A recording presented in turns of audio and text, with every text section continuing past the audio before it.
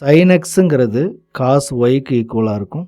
tan xங்கிறது cot yக்கு ஈக்குவலாக இருக்கும். secant xங்கிறது cosecant yக்கு ஈக்குவலாக இருக்கும். இந்த முக்கோணத்தை அப்படியே ஒரு திட்டத்திட்ட மிரர் மாதிரி தான் இந்த A இந்த பக்கம், இந்த B இந்த பக்கம், இந்த செங்கோணம் இந்த பக்கம் அப்படி எடுத்துக்கிட்டோம்னா எக்ஸையும் ஒய்யவும் கூட்டினா 90 டிகிரி வரும். இங்கே ஒய் இருக்குது, இது டோட்டலாக 90 டிகிரி. அப்போ ஒய்யை கழிச்சா இது எக்ஸாக தான் இருக்க முடியும்.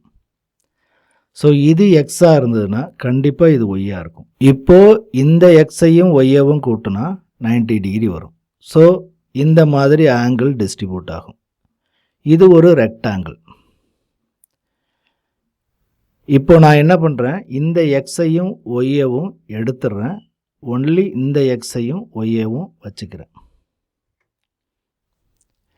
So x y. இப்போ இந்த எக்ஸுங்கிறது ஆங்கிள்னு எடுத்துக்கிட்டோம்னா ஒய்ங்கிறது காம்ப்ளிமெண்டரி ஆங்கிள். இப்போ இதுக்கு முன்னாடி டெரைவ் பண்ண அதே ஃபார்முலாவை பார்க்கலாம்.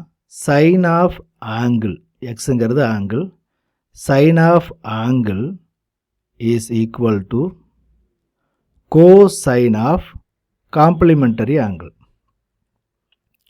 Tan of angle that is equal to cotan of complementary angle. Secant of angle that is equal to cosecant of complementary angle.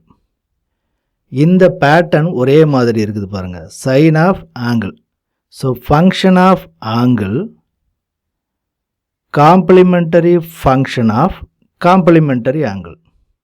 so minus into minus அப்படிங்கிற மாதிரி வரும். minus into minus plus ஆயிரும் இல்லையா. complementary function of complementary angle.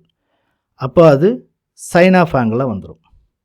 so sin of angleங்கிறதும் complementary sin of complementary angle. so ரெண்டு complementary வந்துருச்சுன்னா அது ordinary ஃபங்க்ஷனுக்கு வந்துடும்.